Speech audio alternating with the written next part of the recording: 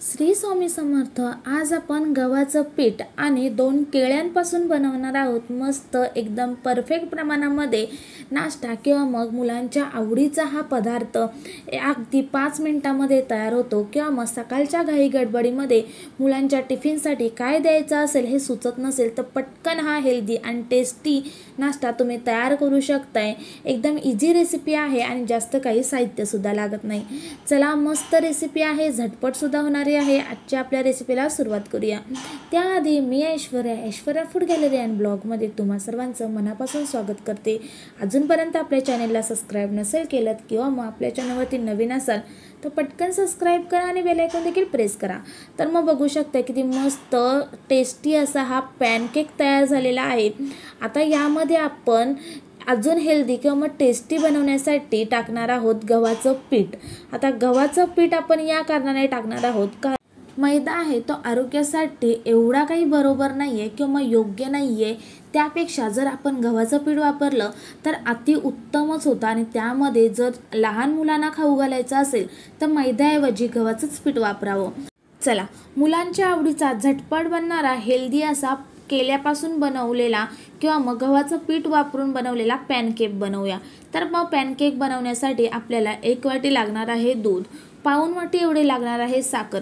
साखरेच्या ऐवजी तुम्ही गूळ वापरलात तरी सुद्धा जमू शकते। त्यासाठी आपल्याला लागणार आहे 2 कप एवढी केळी। आता हे जे आपण दूध घेतलेलं आहे 1 वाटी एवढं ते मिक्सरच्या भांड्यामध्ये टाकायचं आहे आणि जी आपण पाऊण वाटी एवढी साखर घेतलेली आहे ती सुद्धा आपल्याला मिक्सरच्या भांड्यामध्येच टाकायची आहे। अगोदर सांगितल्याप्रमाणे साखरेच्या ऐवजी तुम्ही इथे गूळ सुद्धा वापरू शकताय, तो सुद्धा तुम्ही पाऊण वाटीच एवढा वापरावा। आता यामध्ये आपल्याला टाकायचं आहे 2 केळी आणि त्याला केळ्याला असं आपल्याला चॉप करून घ्यायचं आहे, म्हणजे पटकन असं मिक्सरमधून बारीक वाटलं जाईल। आता हे 2 केळी टाकल्याच्या नंतर आपल्याला याला मिक्सरमधून चांगलं असं फाईन याची पेस्ट करून घ्यायची आहे, म्हणजे हे जे मिश्रण आहे त्यामध्ये अजिबात केळं वगैरे राहिलं नाही पाहिजे याची आपल्याला काळजी घ्यायची आहे। आता मग बघू शकता इथं मी मिक्सरमधून फिरवून घेतलेला आहे आणि फाईन अशी त्याची पेस्ट किंवा मग प्युरी करून घेतलेली आहे। मस्त असं हे मिश्रण तयार झालेलं आहे। आता जे आपण दूध वापरलेलं होतं ते 1 वाटी होतं, पाऊण वाटी एवढी साखर होती आणि यामध्ये मी ते 2 केळी टाकलेले। तुम्ही जर 1 केळं टाकलं तरी सुद्धा जमू शकतं। यामध्ये हे आहे बॅटर ते थोडंफार असं पातळ होईल जर तुम्ही 1 केळं टाकलं तर। आता हे जे बॅटर आहे त्यामध्ये आपल्याला गव्हाचं पीठ टाकायचं आहे। आता गव्हाचं पीठ जेवढं बसल तेवढं टाकायचं आहे आणि या बॅटरची कन्सिस्टन्सी जशी पाहिजे आहे ती मी तुम्हाला पुढे सांगणारच आहे। तर इथे आपल्याला 1 वाटी एवढं गव्हाचं पीठ लागलेलं आहे। ज्या वाटीने आपण 1 वाटी दूध घेतलेलं त्याच वाटीने इथे 1 वाटी एवढं गव्हाचं पीठ घेतलेलं आहे आणि त्याला एकाच डायरेक्शनमध्ये मिक्स केलेलं आहे। तर मग बघू शकताय मस्त असं हे गव्हाचं पीठ आहे ते मिक्स झालेलं आहे। आता आपल्याला मिक्स केलेलं हे पीठ आहे किंवा मग हे जे बॅटर आहे ते आपल्याला साधारण 5-6 मिनिटांसाठी रेस्ट करत ठेवायचं आहे। रेस्ट म्हणजे काय, ह्याला सेट होऊ द्यायचं। जे गव्हाचं पीठ आहे ते व्यवस्थित असं फुललं गेलं पाहिजे आणि तुम्ही बघू शकता याची कन्सिस्टन्सी अशी आहे, म्हणजे एवढंपर्यंत आपल्याला पातळ किंवा मग घट्टसर पाहिजे आहे। तर आता 10 मिनिटं झालेली आहेत। आता यामध्ये आपल्याला टाकायचं आहे पाव चमचा एवढी इलायची पावडर फक्त फ्लेवरसाठी आणि यामध्ये आपल्याला पाव चमचा एवढा सोडा टाकायचा आहे। खाण्याचा सोडा असतो तो, बेकिंग पावडर टाकायची नाही, फक्त आपल्याला खाण्याचा सोडा टाकायचा आहे। आणि सोडा टाकून झाल्याच्या नंतर आपल्याला एकाच डायरेक्शनमध्ये याला मिक्स करून घ्यायचं आहे। वेगवेगळ्या डायरेक्शनमध्ये फिरवायचं नाही आहे, फक्त आपल्याला एकाच डायरेक्शनमध्ये फिरवून घ्यायचं आहे, म्हणजे जे आपण पॅनकेक बनवणार आहोत ते व्यवस्थित असे मस्त सॉफ्ट असे बनतील आणि एकदम जाळीदार असे बनतील। तर मग बघा इथे आपली बॅटर आहे त्याचं सोडा टाकल्याच्या नंतर सुद्धा याची कन्सिस्टन्सी अजिबात मी ह्याच्यामध्ये पाणी किंवा मग दुधाचं प्रमाण आहे ते वाढवलेलं नाही आहे, तेवढं आपण जे दूध घेतलेलं होतं तेच आपण इथे वापरलेलं आहे। चला आता आपलं हे बॅटर आहे ते तयार झालेलं आहे। आता आपण पॅनकेक बनवूया। तर मग पॅनकेक बनवण्यासाठी मी तर तवा घेतलेला आहे। आता इथे जो तवा घेतलेला आहे तो मी नॉनस्टिक वापरलेला नाही आहे, इथे मी लोखंडाचाच तवा वापरणार आहे आणि लोखंडाच्या तव्यावर सुद्धा हे पॅनकेक किती मस्त झालेले आहेत तुम्ही बघू शकताय। तर मग बघा इथे तवा थोडासा तापल्याच्या नंतर आपल्याला त्यामध्ये तेल किंवा मग तूप टाकायचं आहे आणि जे आपण बॅटर घेतलेलं ते टाकायचं आहे आणि व्हिडिओमध्ये दाखवल्याप्रमाणे थोडंसं असं जाडसरच ठेवत आपल्याला हा पॅनकेक बनवून घ्यायचा आहे।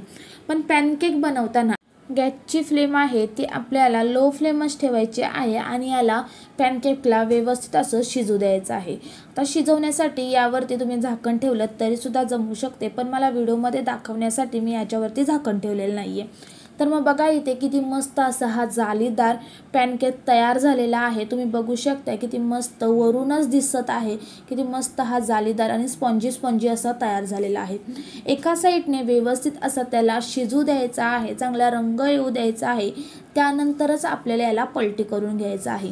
पलटी केल्याच्या नंतर तुम्हाला जर आवश्यकता वाटत असेल तर त्यावरती तुम्ही साईडला तेल किंवा मग तूप सोडून त्याला चांगलं दुसऱ्या साईडने सुद्धा भाजून घ्यायचं आहे किंवा मग शिजू द्यायचं आहे। आणि तुम्ही बघू शकता अगदी 2-3 मिनिटांमध्येच हा पॅनकेक तयार झालेला आहे।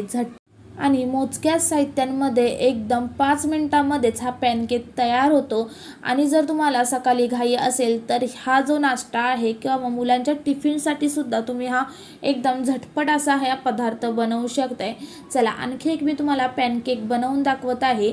तूप किंवा मग तेल तव्यावरती टाकायचं, तवा जास्त तापू द्यायचा नाही आहे आपल्याला, नाहीतर जो पॅनकेक आहे तो खालून करपून जाईल, अजिबात व्यवस्थित शिजणार नाही किंवा मग तो स्पॉन्जी स्पॉन्जी असा तयार होणार नाही। तर मग बघा इथे तेल थोडंफार असं गरम झालं की त्यामध्ये आपले जो बॅटर तयार केलेला आहे ते टाकायचं आहे आणि एका साईडून चांगला असं आपल्याला त्याला शिजू द्यायचं आहे। त्यानंतरच आपल्याला हा पलटी करायचा आहे।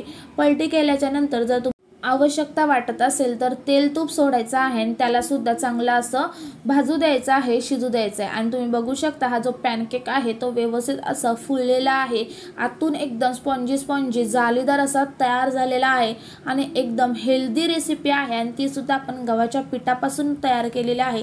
अजिबात आपण इथे मैदा वापरलेला नाही आहे। एकदम भारी असा हा स्पॉन्जी पॅनकेक तयार झालेला आहे। तुम्हाला ही रेसिपी कशी वाटली हे मला कमेंट्स करून नक्की कळवा।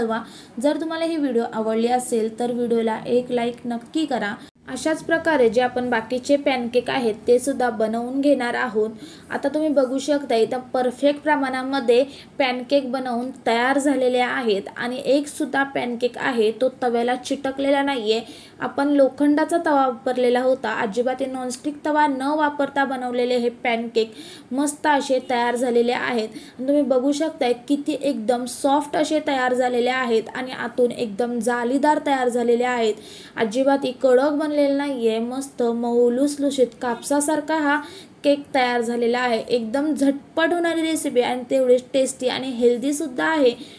सकाळचा नाश्ता किंवा मग सकाळच्या घाई गडबडीमध्ये मुलांच्या टिफिनला काय द्यायचं सुचत नसेल तर हा पटकन तुम्ही नाश्ता किंवा मग टिफिनसाठी ही रेसिपी देऊ शकताय किंवा मग मुलांना जेव्हा आवडेल तेव्हा तुम्ही ही पटकन रेसिपी बनवून त्यांना खाऊ घालू शकताय।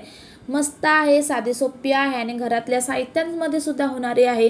चला आणखी एक अशाच नवीन व्हिडिओसोबत भेटूया, तोपर्यंत बाय बाय। अजूनपर्यंत आपल्या चॅनेलला सबस्क्राईब नसेल तर पटकन सबस्क्राईब करा आणि बेल आयकॉन देखील प्रेस करा। आणि अशाच नवनवीन रेसिपी आपल्या चॅनेलवरती अपलोड केलेल्या आहेत, तर चॅनेलला एकदा नक्की भेट द्या। रेसिपी आवडली